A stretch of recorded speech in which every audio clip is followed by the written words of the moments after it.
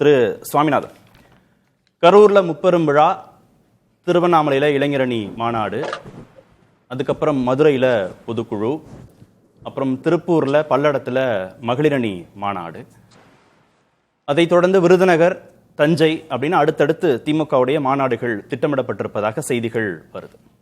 இதையெல்லாம் வச்சு பார்க்கும்போது பேட்டர்ன் ஏதாவது ஒரே மாதிரி இருக்கா, ஒருமித்த நிலையில இருக்கா, ஒத்த தன்மையில இருக்கா? திமுக எதில் கவனம் செலுத்துவதாக இந்த பேட்டர்ன்ல இருந்து நம்ம புரிஞ்சுக்கணும்? நிச்சயமாக அவங்க எல்லாமே நீங்க கேட்டதை போல ஒரே போன்ற தன்மை கொண்டதுதான். ஒவ்வொரு ஊராக செல்வது, அங்கு ஏதோ ஒரு வகையில அரசியல் கட்சியினுடைய அந்த கூட்டத்தை நடத்துவது, மகளிர் அணி கூட்டமா இருக்கலாம், இளைஞர் அணி நிர்வாகிகள் கூட்டமா இருக்கலாம், அப்படி வகையான கூட்டங்களை நடத்துவது, அதன் வழியா தொண்டர்களுக்கு செய்தி சொல்வது, நம்ம தான் மீண்டும் வெல்ல போகிறோம். கிட்டத்தட்ட இது 7வது முறையாக, 2வது முறைங்கிற வார்த்தையை கூட அவர்கள் பயன்படுத்தல, தொடர்ச்சியா மீண்டும் வரப்போறோங்கிறத கூட சொல்லல.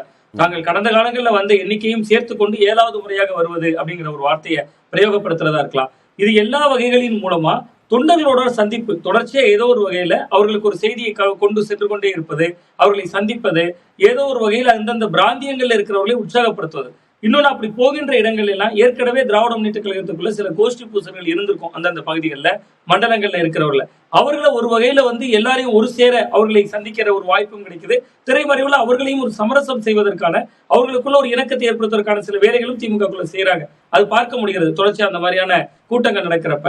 அது இயல்பாகவே அந்த கட்சியை ஒரு தேர்தல் ரீதியாக தயார்படுத்தும், அங்க இருக்கக்கூடிய தொண்டர்கள்ட்ட, நிர்வாகிகள் மத்தியிலையும் ஒரு நம்பிக்கையை ஏற்படுத்தும். சோ அந்த வகையில இது திமுகவினுடைய வழக்கமான அணுகுமுறைகளை தாண்டி நீங்க பாத்தீங்கன்னா தொடர்ச்சியா ஒரு பக்கம் அரசியல் கட்சியாக இப்படியான செயல்பாடுகளை பண்றாங்க, இன்னொரு பக்கம் திருநெல்வேலி வர்றாங்க, ஒரு புறணை விழால ஒரு அருங்காட்சியகம் திறப்பு விழா போன்ற நிகழ்வுகள் நடக்குது, அங்க திமுகவினர் உற்சாகம் அடைகிறாங்க. பாருங்க, தமிழினுடைய தொன்மையை, பாரம்பரியத்தை, நம்ம தமிழர்களுடைய மிகப்பெரிய மரபை நம்ம தான் பறைசாற்றுறோம் அவங்க போன்ற செய்திகள் கடத்தப்படுது.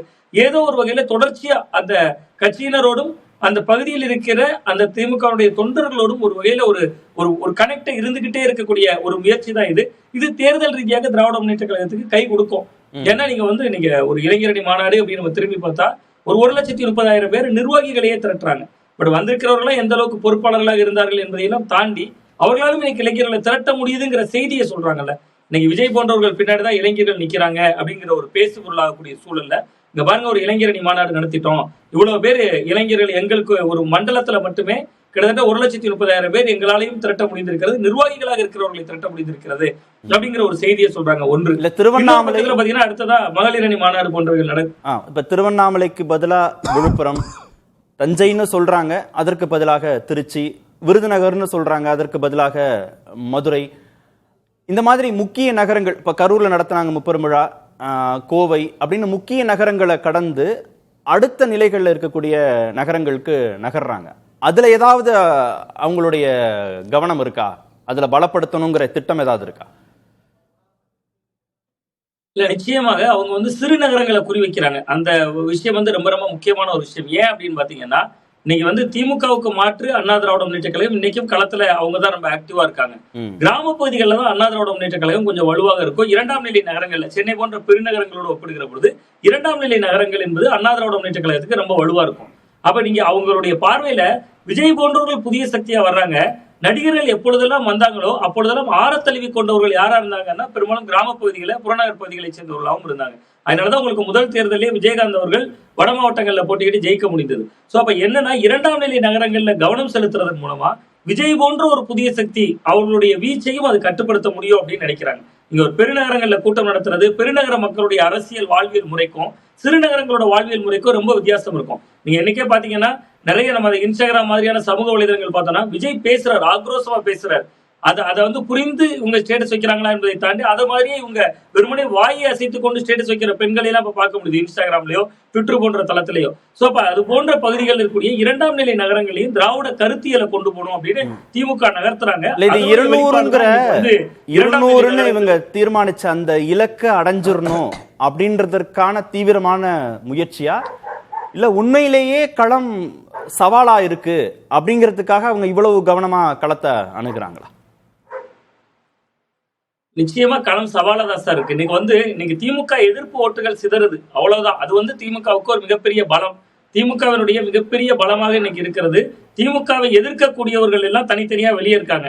ஒற்றை புள்ளி திமுக எதிர்ப்பு, அதுல இணையலாம். ஆனா இன்னொரு ஒற்றை புள்ளி இருக்கு, எல்லாருக்குமே முதல்வர் கனவு இருக்கு. அது விஜய் அவர்களுக்கும் பொருந்தும், நாம் தமிழர் கட்சியுடைய சீமான் அவர்களுக்கும் பொருந்தும், அண்ணா திராவிட முன்னேற்ற கழகத்துக்கும் பொருந்தும்.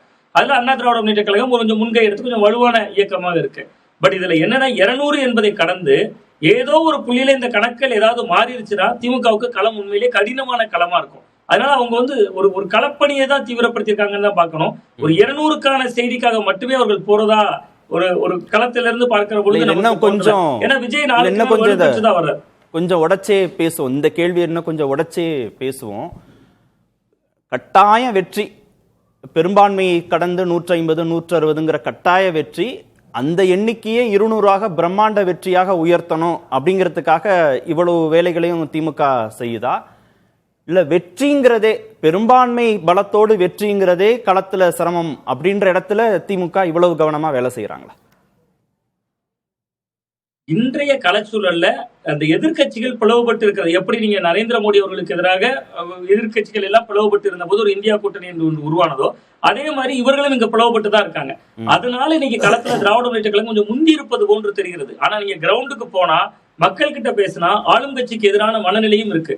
கிட்டத்தட்ட ஒரு 1,30,00,000 பெண்களுக்கு மகளிர் உரிமை தொகை கொடுத்திருந்தாலும் சட்டம் ஒழுங்குல நம்முடைய நிலை என்ன என்பது போன்ற கேள்விகள் பெண்கள் தரப்புல இருக்கு.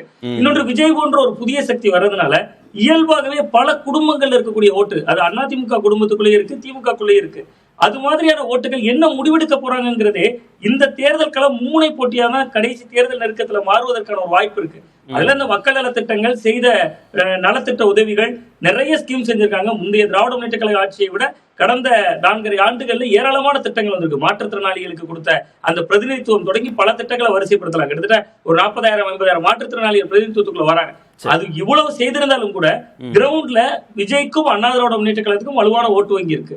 அப்ப திமுகவுக்கு தொடர்ந்து தங்களை நிரூபித்துக் கொண்டே இருக்க வேண்டிய தேவை இருக்கு. அதனாலதான் அவர்கள் இந்த அளவுக்கு இல்லைன்னா இவ்வளவு நலத்திட்டங்கள் செய்த ஒரு அரசு வீதி வீதியாக வந்து பேச வேண்டிய அவசியம் இல்ல. நாங்க இவ்வளவு செய்திருக்கோம் என்பதை சொல்ல வேண்டிய அவசியம் இல்ல. காரணம், விஜய் போன்ற ஒரு புதிய சக்தி வந்திருக்கிறதுனால மக்களுடைய மனதுல அது என்ன வகையான தாக்கத்தை ஏற்படுத்துங்க. நான் அண்மையில ஒரு தொகுதி கூட போயிருந்தேன் சார், காரைக்குடி போன்ற பகுதிகளுக்கு போயிருந்தேன். அங்கெல்லாம் போனா தாவேகா திமுகவுக்கு இணையாக இருக்கு. கிரவுண்ட்ல போய் பார்த்தப்ப ரொம்ப ஆச்சரியமா இருக்கு. மக்கள் மனதுல எப்படி இருக்காங்க என்பது. இது திமுகவும் அதிமுகவும் தொடர்ந்து சர்வேக்கள் பண்ணிட்டு தான் இருக்காங்க.